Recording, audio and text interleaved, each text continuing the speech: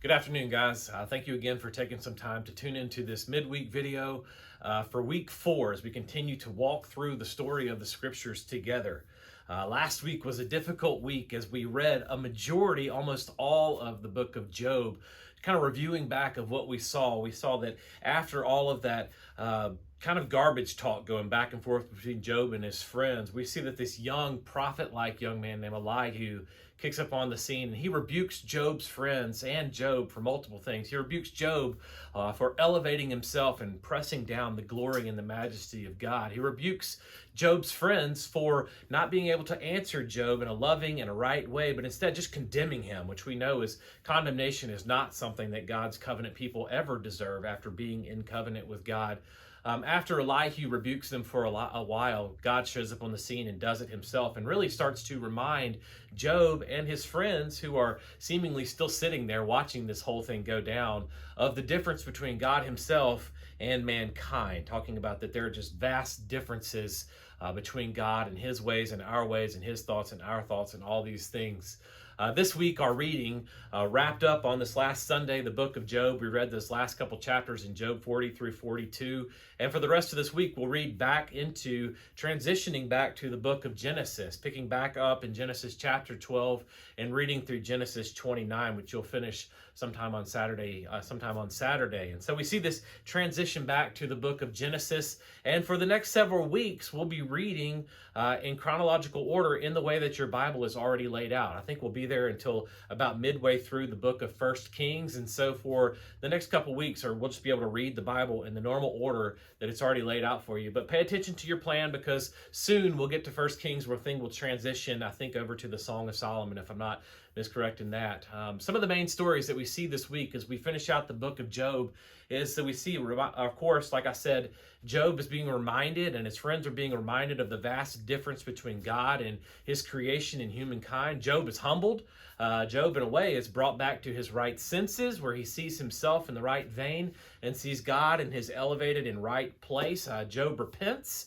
We see the beauty of Job being restored and blessed with more after he has lost nearly everything in his life. But then one of the cool things is we see Job being used by God to restore his friends. His friends are told to go back to Job, to ask Job to pray for them, which is probably a very humbling process for them. And then as Job prays for them, they are restored back to God and back to Job, of course. And then Job is given all those things back. After wrapping up that book of Job, we transition right back to where we left off with kind of the God raising up and setting up this people group to himself, this covenant people group that would become to be known as the Hebrew people, as we see the calling out of Abraham. Abraham is just an idol worshiper who's gazing and staring and worshiping the stars, and God calls him out of everything he knows and calls him to a relationship with himself, and then sends him off. Now, the beauty of this is that God sends him without telling him where he's going. He simply tells Abram to follow him, and Abram does, and it's accounted to him as righteousness. We see this whole massive story of Abraham begin to lay out there, starting in Genesis chapter 12. We see many, many failures and many, many successes of the life of Abraham, and Abram, who would later be called Abraham. And we can't speak about those today. We'll be doing that together here on this next Sunday. But in the midst of that story of Abram, like I said, we see lots of failures, lots of successes. We see Abram's nephew Lot, who is also coming with Abram and his wife Sarah at this point. Lot takes, instead of necessarily following what God has said, he sees with his eyes and he settles on the outskirts of the land called Sodom and Gomorrah. We later see really kind of the disgusting story of Lot and his daughters and how that goes down. And we see the destruction of Sodom and Gomorrah because of the vast amounts of wickedness that are going on in those cities. 25 years after God has promised to make Abram a father, and after Abram has miserably failed and tried to do things in his own power with Hagar, getting a son, Ishmael, but not the son that God desired for him to have, God comes to him 25 years after that promise and tells him that he's going to have a son, and that son of promise does come to him and to his wife Sarah, the only son they have together. Then he's named Isaac. And then we see kind of this story of Isaac and Abraham and Sarah come into play. And then God one day says to Abraham, take your son, your only son whom you love, and sacrifice him to me. And Abraham shows a great deal of faith in this situation and takes his son and takes the wood for the fire. And we see that God has to step in and intervene, even though Abraham has exercised great faith, saying that he and his son will return back. And so we'll talk about, again, that more on Sunday coming up. But we see this beautiful picture of God protecting and restoring and redeeming and doing a wonderful thing there. And so you should greatly enjoy that story. After that, we see that the son of promise, Isaac, kind of continues on the blessings of Abraham, of God promising to bless those who bless him and curse those who curse him, to make him a prosperous generation. God is setting apart this massive people group for himself, who are supposed to be the ones to take the story of God on to the future generations. Isaac is the carrier of that promise. He eventually finds a wife in Rebekah. And after a time of trying to get pregnant, they can't. And then Isaac prays for his wife. She does get pregnant, but she has major complications with her pregnancy. So much pain going on to where she herself cries out to God. And God tells her, you've got two nations inside of you warring against each other. And this really kind of sets up the story of those two sons inside her womb, who we know later as they were born as Jacob and Esau. It's an incredible story that we see walk out with these two guys. It really is a story of undervalued and stolen blessings and birthrights. We see that story walk out for a while, eventually to where kind of the whole culmination of this really messed up family dynamic of favoritism and jealousy and undervaluing and objectifying each other comes into play as Jacob comes in and steals the blessing that is meant for the firstborn of Esau. Of course, we know that God knew this whole thing was coming as we've read through this story.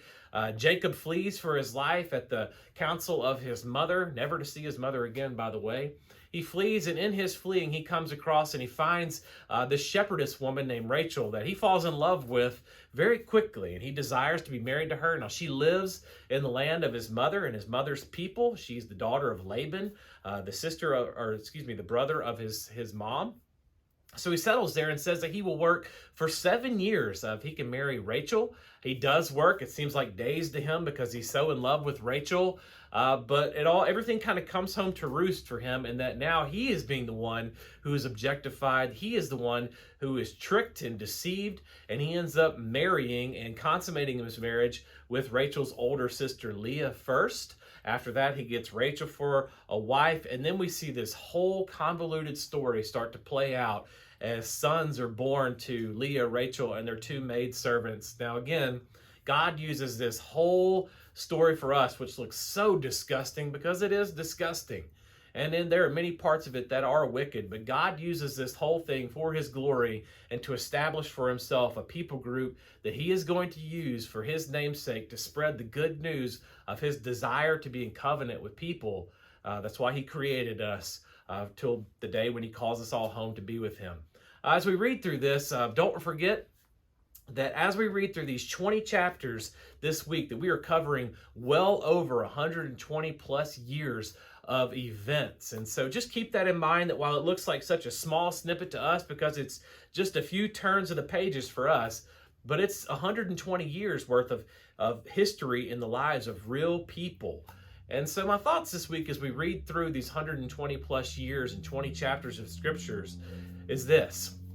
Please remember that God does not use perfect people, because perfect people don't exist. The types of people that God uses are those types of people that answer when he calls to them, those type of people that make themselves available to him in those callings, and then the type of people who are able to be corrected when they go astray. Every single one of us will go astray in our lives before we come into covenant with God and after we come into covenant with God. But the question is can God use us? Are we available to his call? Are we willing to answer when he calls us? And are we able to be corrected like all of these characters that we see in these stories that we read throughout this week? Guys, we're right back in the order of the Bible that we're used to reading, so I hope that these next couple of weeks are much easier than what it was when we read through the book of Job. These stories are incredibly deep. There's wonderful things that we see in here. Lots of thought-provoking questions and answers. There'll be things that, as you pray, that the Holy Spirit will illuminate for you to see.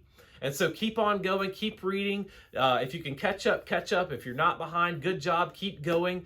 This is an incredible journey that we'll be doing for this whole entire year. I look forward to Sunday as you bring your thoughts and your questions and all the things that the Lord has shown you as we continue to teach each other the story of God redeeming a people to himself, which one day comes to us through the form of the gospel. Guys, thank you for taking this journey with me. I look forward to doing it for the rest of this week, on in through the rest of the year. I'll see you guys on Sunday morning at 9 o'clock. God bless you. I love you guys. I'll see you then. Bye-bye.